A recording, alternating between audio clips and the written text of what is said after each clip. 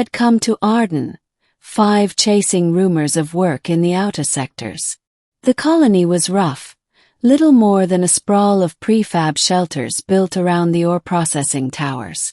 Traders moved through the dust-choked streets, speaking half a dozen languages. Miners stumbled out of the drinking halls, coughing up black residue. And beyond the walls, endless forests of metallic trees stretched across the horizon, their leaves humming faintly with magnetic currents. That's where I first saw her. She wasn't human. At first glance you might think she was. 2 arms, 2 legs, eyes that looked almost like ours. But her skin shimmered faintly, like sunlight bending through water. Her hair, if you could call it that, flowed in strands that pulsed with bioluminescent light, shifting from pale blue to violet with her mood. She moved cautiously, as though every step into our colony was a risk. I didn't think much of it at first. Aliens were common enough in the border colonies. But as I passed her on the rain-slick street, she froze. Her eyes, luminous silver discs, fixed on the patch stitched to my jacket, the tattered remains of my old Corps uniform. The symbol was nothing special to most people. Just a stylized starburst surrounded by 3 circles, the insignia of the 12th Expeditionary Fleet. But to her it seemed to mean everything. Her entire body trembled. She dropped to one knee right there in the mud and whispered words that made the nearby miners stop in their tracks. "You are the one." I stood stunned, the crowd murmuring around us. I didn't know her people. Yet in her gaze, I felt the weight of something vast pressing down on me. Something older than the war, older than humanity's presence in the stars. The middle. Her name, I would later learn, was Lyra. She belonged to a species called the Solari, an elusive race known for avoiding human contact. They were said to live deep in the wild forests of Arden 5, among the magnetic trees, practicing old traditions that our science never managed to explain. Few humans had ever spoken to one, and those who claimed to had been dismissed as fantasists. But now one of them was kneeling before me. I tried to pull her up, embarrassed by the attention. "I think you've got the wrong guy," I muttered. But she only shook her head, her glowing hair shifting to a determined crimson hue. "The mark is true. The old promise binds us. You are the one foretold to awaken the core." The words meant nothing to me, yet a chill ran through my chest. That night, she found me again outside the colony's perimeter wall.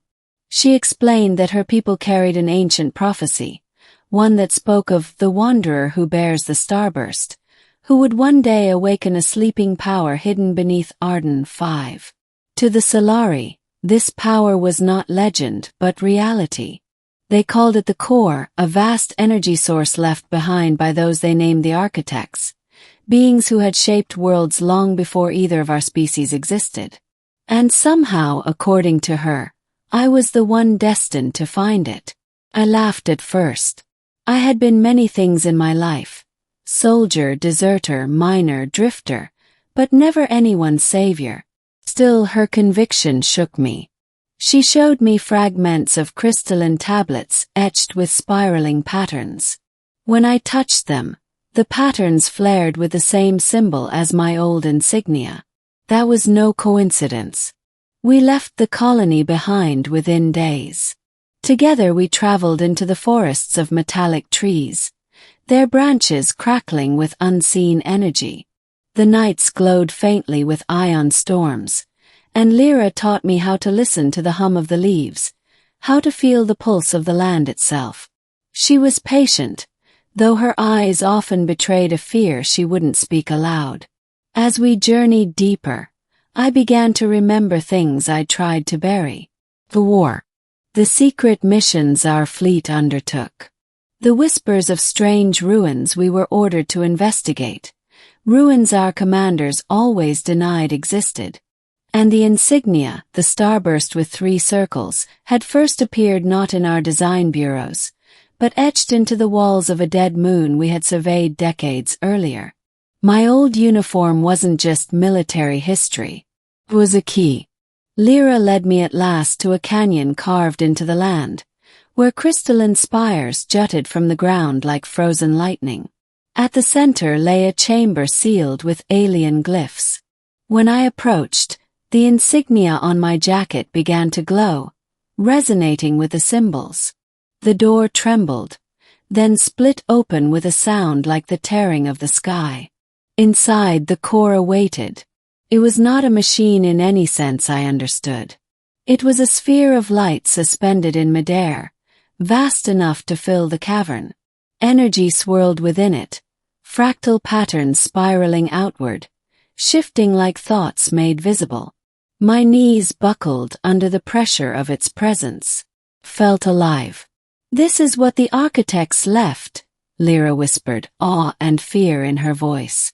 "It sleeps until the one commands it."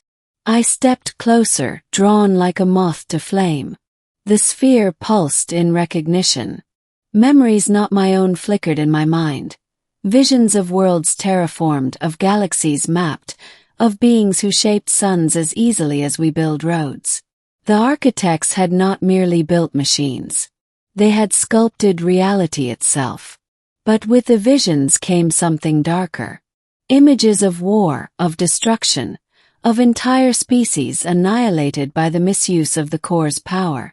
And in those visions, I saw the starburst insignia again and again, carried not by aliens but by humans. We had found this power once before, and we had used it. The conflict. The truth slammed into me. The Terran Expeditionary Corps had not been disbanded simply because of politics.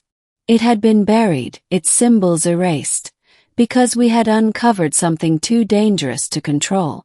My commanders had known. Perhaps they had even tried to wield the core themselves. And now, fate or chance had dragged me back to the very heart of that forgotten history. I staggered back. "I can't do this. I'm no savior. You don't understand what this thing is. What it can do." Lyra caught my arm, her silver eyes fierce. "I do understand. My people have guarded the legends for centuries, waiting for this moment. If we leave it sleeping, others will find it. And they will not hesitate to abuse it. You must awaken it and bind it before they do." Her words proved truer than I wanted to believe. 3 nights later, the colony's skies filled with gunships. Human ones. The Terran Authority had tracked us, perhaps tipped off by someone who saw us leave together. Soldiers in gleaming armor descended on the canyon, carrying banners that bore the same starburst symbol, newly repainted, proudly displayed. They knew about the core. They wanted it back. We fought. Me with nothing but an old rifle and the instincts of a half-forgotten soldier. Lyra with strange Solari abilities, summoning fields of light that bent bullets off course. But there were too many of them. As the battle raged, the core pulsed brighter and brighter, responding to the violence. It was waking whether we wished it or not. In that chaos, I understood the choice laid before me. Leave it sealed, and the Authority would eventually break through and claim it. Awaken it fully, and risk unleashing a power that could reshape the galaxy. Either way, the responsibility fell on me. I pressed my hand to the glowing sphere.